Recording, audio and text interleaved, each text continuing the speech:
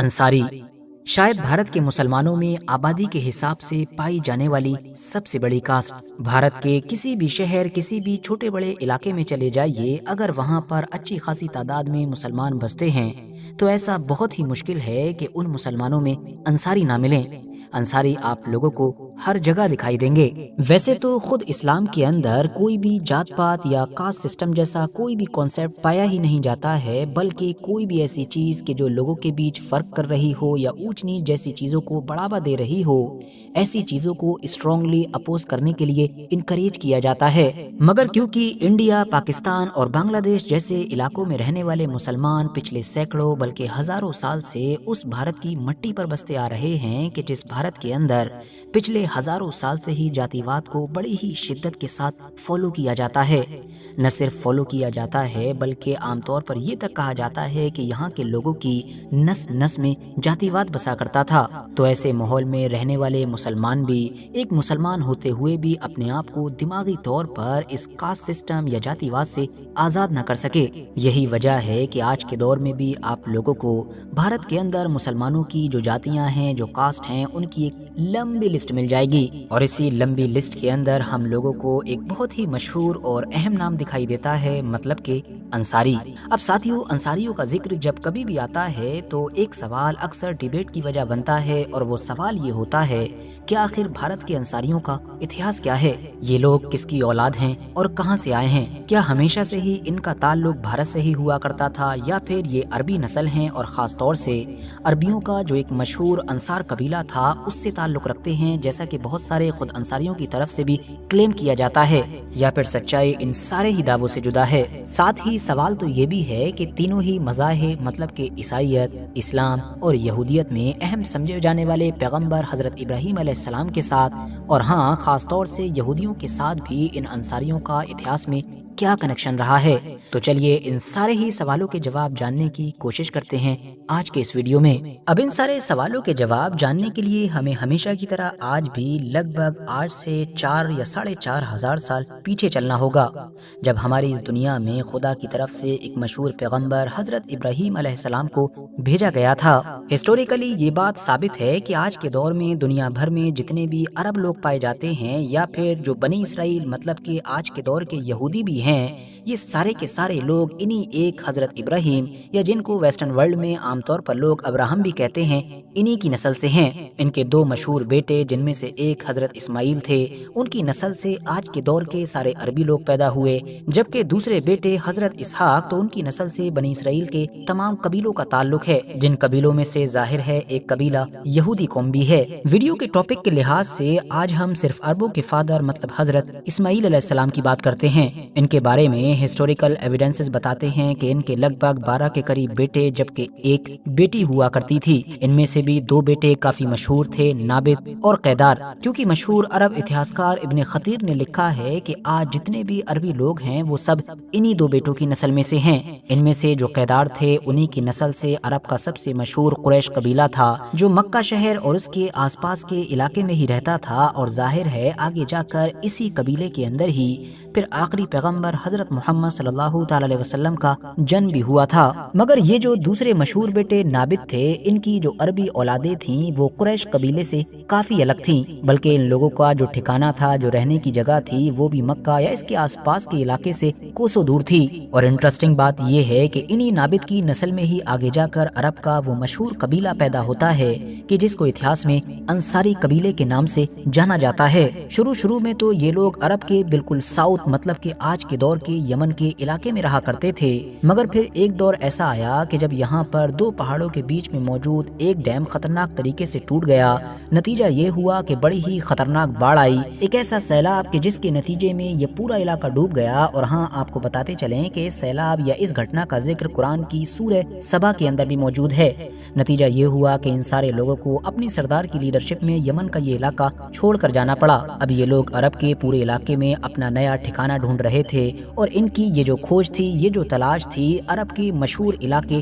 یثرب پر جا کر ختم ہوئی۔ آپ میں سے اگر کچھ لوگوں کو نہیں پتا ہے تو ہم یہاں پر یہ بھی بتاتے چلیں کہ یثرب دراصل آج کے دور میں جو مدینہ شہر ہے اسی کا پرانا نام ہوا کرتا تھا، اور یہاں سے اس پورے قبیلے نے آج کے دور کے مدینہ میں رہنا شروع کیا۔ یثرب مطلب کہ مدینہ میں آباد ہونے کے بعد اب ان لوگوں کے سردار حارثہ کے یہاں پر 2 بیٹوں کی پیدائش ہوتی ہے، جس میں سے ایک کا نام اوس جبکہ دوسرے کا نام خزرج تھا۔ ان دونوں کے بارے میں جاننا اس لیے بھی ضروری ہے کیونکہ آگے جا کر انہی دونوں بیٹوں سے انصاری قبیلے کی 2 الگ الگ شاخائیں جنم لیتی ہیں۔ مطلب اوس سے انصاریوں کا اوس قبیلہ شروع ہوا، جبکہ اسی طرح سے خزرج سے انصاریوں کا دوسرا قبیلہ خزرج شروع ہوتا ہے۔ یاد رہے کہ یہ وہ دور تھا کہ جب مدینہ شہر پر یہودیوں کا انفلوئنس تھا، بلکہ مدینہ شہر کو 3 یہودی قبیلے ہی کنٹرول کیا کرتے تھے، جن کو اتہاس میں بنو قریظہ، بنو نذیر اور بنو قینقاع کے نام سے یاد کیا جاتا ہے۔ اب یہ جو انصاریوں کے دونوں قبیلے تھے یہ بھی انہی یہودیوں کے انڈر میں آ گئے تھے، بلکہ بہت ساری جگہ پر تو یہ بھی دعویٰ کیا گیا ہے کہ یہ لوگ ان یہودیوں کو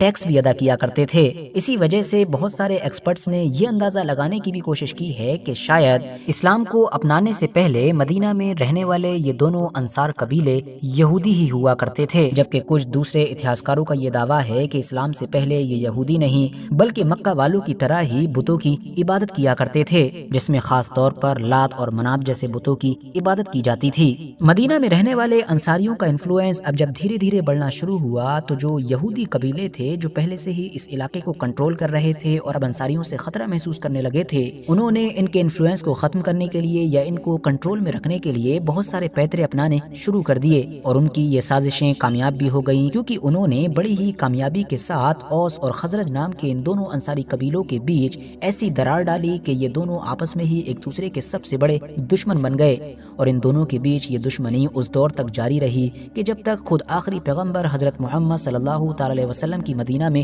انٹری نہیں ہو گئی۔ اب یہاں پر نوٹ کرنے والی بات یہ بھی ہے کہ انصار کے ان دونوں قبیلوں میں سے بھی یہ جو خزرج تھا یہ انفلوئنس میں تھوڑا زیادہ آگے تھا، بلکہ ان دونوں ہی قبیلوں کا عام طور پر جو سردار مانا جاتا تھا یا بنایا جاتا تھا اس کا تعلق بھی اسی خزرج قبیلے سے ہوتا تھا۔ یہی نہیں بلکہ جو کچھ لوگ یہ دعویٰ کرتے ہیں کہ انڈیا اور پاکستان کے انصاریوں کا تعلق بھی عرب کے انصار لوگوں سے ہے، تو وہ بھی ہند کے انصاریوں کا شجرہ یا ہند کے انصاریوں کا تعلق خاص طور سے اسی خاص قبیلے مطلب کہ خزرج کے ساتھ جوڑ رہے ہوتے ہیں۔ ساتھیوں، جیسا کہ ہم پہلے ہی جان چکے ہیں کہ یہ جو انصار قبیلے تھے یہ شروع سے ہی جو وہاں کے یہودی تھے ان کے انڈر میں رہا کرتے تھے، بلکہ ان کو ٹیکس بھی دیا کرتے تھے، اور لگ بھگ اگلے 500 سال تک ایسا ہی چلتا رہا تھا، مگر تبھی ایک دن انصار کے اسی خاص قبیلے خزرج کے سردار مالک بن عجلان نے یہودیوں کے سردار کو کھلے عام قتل کر ڈالا۔ وہ دن تھا کہ اس کے بعد سب کچھ بدل گیا، کیونکہ مدینہ کے اوپر اب جو اصلی کنٹرول تھا، جو دبدبہ تھا، وہ یہودیوں کے بجائے انصار کے ان دونوں قبیلوں کا تھا۔ ساتھیوں، انصار مدینہ کے اتہاس پر بات کی جائے اور عبداللہ ابن ابی کا ذکر نہ کیا جائے یہ بھی بھلا کیسے ممکن ہو سکتا ہے؟ دراصل یہ وہ انسان تھا کہ جو نبی علیہ السلام کے دور میں ان لوگوں کا سردار ہوا کرتا تھا۔ ویسے تو اس نے بھی بالکل شروعات میں ہی اسلام قبول کر لیا تھا، مگر اس میں اور باقی لوگوں میں فرق یہ تھا کہ جہاں ایک طرف باقی انصار مدینہ نبی علیہ السلام کے اوپر جان چھڑکا کرتے تھے، تو وہیں دوسری طرف یہ اوپر سے تو مسلمان تھا لیکن اندر ہی اندر مسلمانوں کے خلاف سازش کرتا رہتا تھا۔ مسلمانوں کے جتنے بھی دشمن گروپ تھے یہ ان کے ساتھ گٹھ جوڑ کر کے رکھتا، اندر ہی اندر ان کی مدد کرتا رہتا اور ان کے ساتھ مل کر مسلمانوں کے خلاف سازشیں کرتا رہتا، جس کی وجہ سے اس کو رئیس المنافقین کا نام بھی دیا گیا، مطلب کہ منافقوں کا سردار۔ مدینہ میں رہنے والے ان انصاریوں میں سے وہ انسان کے جو اتہاس میں سب سے زیادہ مشہور ہوئے وہ کوئی اور نہیں بلکہ نبی علیہ السلام کے ایک عظیم صحابی حضرت ابو ایوب انصاری ہیں۔ ان کے بارے میں سب سے زیادہ خاص بات تو یہی ہے کہ ان کو آخری پیغمبر حضرت محمد صلی اللہ تعالی علیہ وسلم کا ہوسٹ مطلب کہ میزبان بننے کا موقع ملا، کیونکہ نبی علیہ السلام جب مکہ سے ہجرت کر کے مدینہ پہنچے تھے تو مدینہ کا ہر مسلمان یہ چاہتا تھا کہ نبی علیہ السلام اس کے گھر پر ٹھہریں، لیکن آخر میں اس معاملے میں قسمت حضرت ابو ایوب انصاری پر مہربان ہو گئی اور اگلے لگ بھگ 7 مہینے تک نبی علیہ السلام انہی کے گھر پر ٹھہرے تھے۔ حضرت ابو ایوب انصاری کی قابلیت کا اندازہ اس بات سے بھی لگایا جا سکتا ہے کہ حضرت علی نے اپنے دور میں انہی کو ہی مدینے کا گورنر بنایا تھا۔ آپ اتہاس کے ایک گریٹ واریر بھی تھے، یہی وجہ ہے کہ مسلمانوں نے جتنی بھی جنگیں لڑیں ان میں سے زیادہ تر میں آپ کو حضرت ابو ایوب انصاری فرنٹ لائن پر نظر آئیں گے۔ آپ کو اصلی حیرانی تو اس وقت ہوگی کہ جب آپ کو پتا چلے گا کہ مدینہ میں زندگی گزارنے والے اس عظیم صحابی کی جو قبر ہے وہ بھی مدینہ یا اس کے آس پاس کے ایریے میں میں نہیں بلکہ اس سے کوسوں دور قسطنطنیہ مطلب آج کے استنبول میں موجود ہے۔ اور جانتے ہیں ایسا کیوں ہے؟ ایسا اس لیے ہے کیونکہ اپنے آخری دور میں کہ جب مسلمانوں کی حکومت کے تخت پر حضرت امیر معاویہ بیٹھے ہوئے تھے تو ہم جانتے ہیں کہ مسلم دنیا میں سول وار کا ماحول تھا، ہر طرف مسلمانوں میں آپس میں ہی جنگیں چل رہی تھیں۔ اس چیز سے پریشان ہو کر یا آپ یہ بھی کہہ سکتے ہیں کہ خود کو اس مصیبت سے سلامت رکھنے کے لیے آپ اپنی 70-80 سال کی عمر میں بھی مسلم فوجوں کے ساتھ بیزنٹائن امپائر کے خلاف لڑنے کے لیے قسطنطنیہ کے بارڈر پر تھے۔ جنگ کے دوران ہی بیمار پڑنے کی وجہ سے بزرگی کی حالت میں آپ نے اس دنیا کو الوداع کہا اور آپ کی خواہش کے مطابق آپ کو قسطنطنیہ مطلب کہ آج کے ترکی کے استنبول میں ہی دفنا دیا گیا۔ ٹھیک 750 سے 800 سال گزر جانے کے بعد جب فائنلی عثمانیوں کے ایک چشم و چراغ محمد سیکنڈ نے قسطنطنیہ مطلب کہ استنبول کو فتح کیا تو محمد سیکنڈ نے نہ صرف سب سے پہلے حضرت ابو ایوب انصاری کی قبر کا پتہ لگایا بلکہ ان کی قبر کے اوپر ایک عظیم الشان مقبرہ بھی تعمیر کروایا۔ اب اگر حضرت ابو ایوب انصاری کی اولادوں کے بارے میں بات کی جائے تو حضرت ابو ایوب انصاری نے 2 شادیاں کی تھیں، جس میں سے ان کی جو پہلی بیوی تھی ان سے صرف ایک ہی بیٹا پیدا ہوا تھا اور اس بیٹے کا انتقال بھی جوانی میں ہی ہو گیا تھا، جبکہ جو دوسری بیوی تھیں جن کا نام اتہاس میں ام ایوب انصاریہ بتایا گیا ہے اور جو انہی کے خاندان مطلب کہ انصار سے ہی تعلق رکھا کرتی تھیں، ان سے حضرت ابو ایوب انصاری کی 4 اولادیں ہوئی تھیں۔ حضرت ایوب کی ان بیوی کے بارے میں خاص بات یہ بھی ہے کہ انہوں نے نبی علیہ السلام کے لیے لگ بھگ 7 مہینے تک کھانا بنایا تھا، اور تو اور نبی علیہ السلام کی کئی حدیثوں کو بھی ان کی طرف منسوب کیا جاتا ہے، مطلب کہ ان سے روایت کی جاتی ہیں۔ ساتھیوں 4 اولادوں میں سے جو ایک بیٹی تھی ان کا نام عمرہ تھا، جبکہ جو 3 بیٹے تھے ان میں سے ایک کا نام محمد ابن خالد، دوسرے کا نام ایوب ابن خالد، جبکہ جو تیسرے تھے ان کا نام خالد ابن خالد تھا۔ ان میں سے جو 2 بیٹے حضرت خالد اور حضرت ایوب تھے یہ عرب کے علاقے میں ہی رہے اور ان کی اولادیں بھی یہیں پھلتی پھولتی رہیں، اور آج کے دور میں ان کی زیادہ تر اولادیں قطر اور بحرین جیسے علاقوں میں پائی جاتی ہیں، مگر ان کے یہ جو بڑے بیٹے تھے مطلب حضرت محمد ابن خالد، ان کی اولادیں وقت کے ساتھ پھر ایران، افغانستان اور ہندوستان جیسے علاقوں کی طرف بڑھتی چلی گئی۔ اس کی وجہ یہ تھی کہ حضرت ابو ایوب انصاری کے یہ خاص بیٹے تیسرے خلیفہ حضرت عثمان غنی کی طرف سے بھیجی گئی اس خاص فوج کا حصہ تھے کہ جو خراسان کے لیے بھیجی گئی تھی۔ خراسان فتح ہو جانے کے بعد وہ بھی ہمیشہ ہمیشہ کے لیے یہیں پر آباد ہو گئے تھے۔ اگلے لگ بھگ 500 سال تک لگاتار ان کی اولادیں افغانستان کے بلخ اور ہرات جیسے علاقوں میں آباد رہیں، اور افغانستان کے اسی خاص علاقے میں ہی بسنے والی حضرت ابو ایوب انصاری کی اولادوں میں ہی پھر 1006 میں جا کر ایک خاص بزرگ کا جنم ہوتا ہے جن کو اتہاس میں خواجہ عبداللہ انصاری کے نام سے جانا جاتا ہے۔ یہ نہ صرف 11ویں صدی کے ایک بڑے عالم تھے بلکہ ان کو ایک بڑے صوفی بزرگ اور شاعر کے طور پر بھی جانا جاتا ہے۔ ان کو عام طور پر پیر ہرات بھی کہا جاتا ہے، اور خاص بات یہ ہے کہ ہندوستان کے کچھ انصاریوں کی طرف سے انہی خواجہ عبداللہ انصاری کے بارے میں یہ دعویٰ کیا جاتا ہے کہ یہی ان کے فادر ہیں، مطلب کہ جد امجد ہیں۔ مطلب یہ کہ ان کے جو 5 بیٹے تھے وہ الگ الگ وقتوں پر ہندوستان کے الگ الگ علاقوں میں آئے تھے اور ان کی اولادیں ہی آج کے دور کے انصاری لوگ ہیں۔ کوئی کہتا ہے کہ ان کے بیٹے یا ان کے بیٹے کی بھی جو اولادیں تھیں وہ دہلی سلطنت کے دور میں آئیں، تو کوئی کہتا ہے کہ شاید ان کے بیٹے کی جو اولادیں تھیں وہ 1526 میں بابر کے ساتھ آئیں۔ اب ویسے دوستو ابھی تک ہم لوگوں نے جو عرب کے انصار کے بارے میں باتیں کی اس کے بارے میں کسی کو کوئی شک نہیں ہے، وہ 100% صحیح ہے، اور پھر بعد میں حضرت ابو ایوب انصاری کے جو ایک بیٹے تھے ان کی اولادیں خراسان یا افغانستان کے علاقے میں آ کر بھی آباد ہو گئیں، اس میں بھی کسی کو کوئی شک نہیں ہے۔ جو اصلی ڈیبیٹ شروع ہوتی ہے وہ یہاں پر کہ کیا واقعی خواجہ عبداللہ انصاری کی اولادیں الگ الگ وقتوں پر ہندوستان میں آئیں یا نہیں، اور اگر آئیں بھی تو کیا سچ میں ہندوستان کے علاقے میں آج جو اتنی بڑی تعداد میں انصاری پائے جاتے ہیں کیا وہ سچ میں سارے کے سارے ان کی نسل یا پھر انڈائریکٹلی کہیں تو حضرت ابو ایوب انصاری کی نسل سے ہیں؟ تو اس کا جواب اگر آپ لوگ ڈھونڈنے کی کوشش کریں گے تو آپ لوگوں کو زیادہ تر اتہاسکاروں کی طرف سے یا زیادہ تر ایکسپرٹس کی طرف سے نام ہی ملے گا۔ جو لوگ ایسا دعویٰ کرتے ہیں مطلب ہندوستان کے انصاریوں کا تعلق حضرت ابو ایوب انصاری سے جوڑتے ہیں،